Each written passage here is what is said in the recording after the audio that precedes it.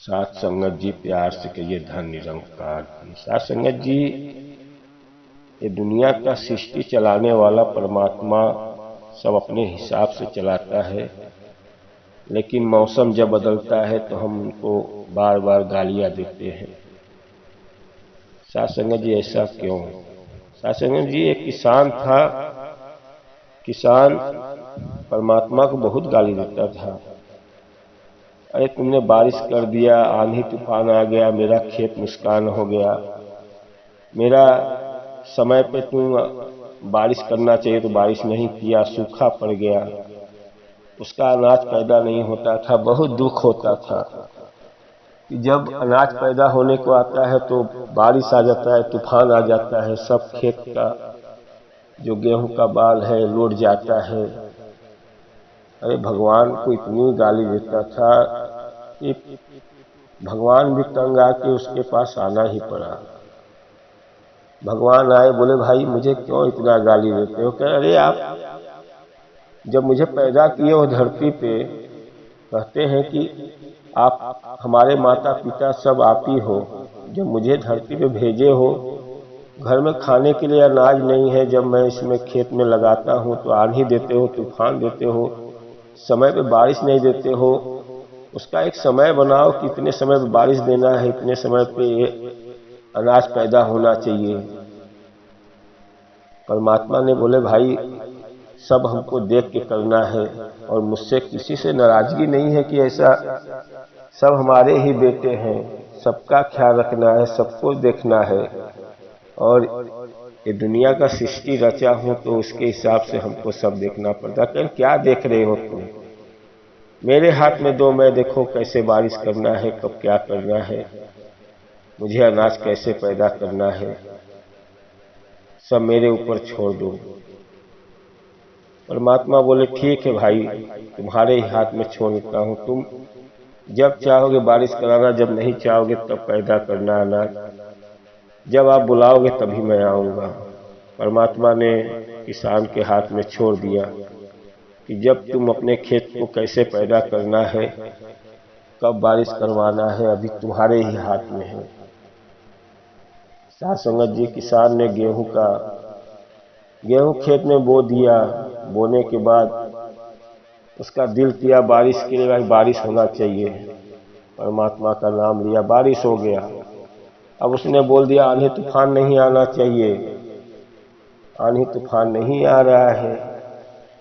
फिर कुछ दिन के बाद बोल रहा है बारिश हो जाए, फिर बारिश हो जा रहा है। धूप नहीं होना चाहिए, धूप नहीं हो रहा है, छांव ही छांव है।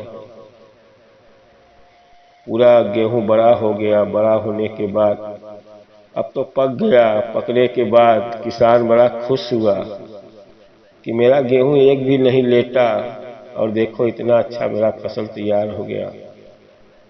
जब पूरे खेत की कटैया कर लिया, जब उसको थ्रेसर में डाल के जब काटा गया तो गेहूं पैदा ही नहीं हुआ है, इक्का दुक्का पैदा हुआ है। किसान का मेहनत सब डाल गया कि यार मैंने अपने हिसाब से बारिश कराया, अपने हिसाब से सब कुछ किया, तो भी अनाज पैदा नहीं हुआ। बहुत दुख में हो गया।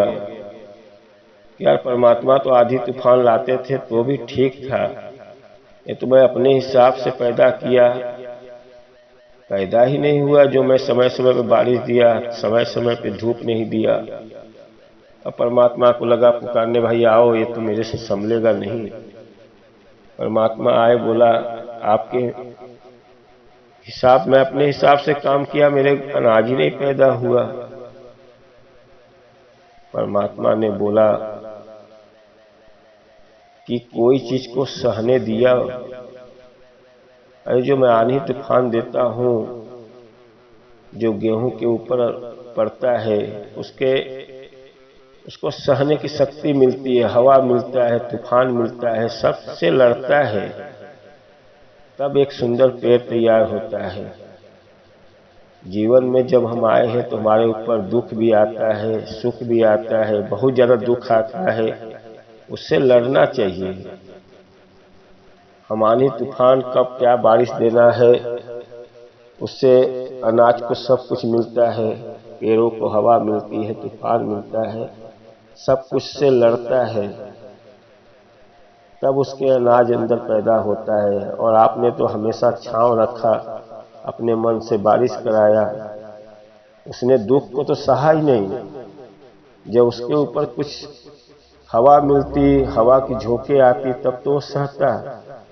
उसने कुछ न दुख न सुख, हमेशा सुख पाया, तो दुख कहाँ से उसको मालूम पड़ेगा कि दुख कहाँ से आएगा। साथ संगत जी, जीवन में ऐसे ही हमारे ऊपर भी बहुत उलझन आती है, हर चीज से लड़ते हैं, तब हमको समझ में आता है कि दुख क्या है। जब इंसान के अंदर सुख ही रहे तो दुख का मतलब ही कहाँ समझ पाएगा। साथ संगत जी, दास छोटी सी कहानी कहा, लेकिन इसका मतलब ये होता है कि अपने जीवन में भी बहुत दुख आता है, बहुत संघर्ष करना पड़ता है। गुरु के चरणों में है, हमेशा सेवा सत्संग सिमरन करना चाहिए, कभी हिम्मत नहीं हारना चाहिए। और साथ संगत जी, दास से कोई गलती हो क्षमा करना और प्यार से कहना धन निरंकार।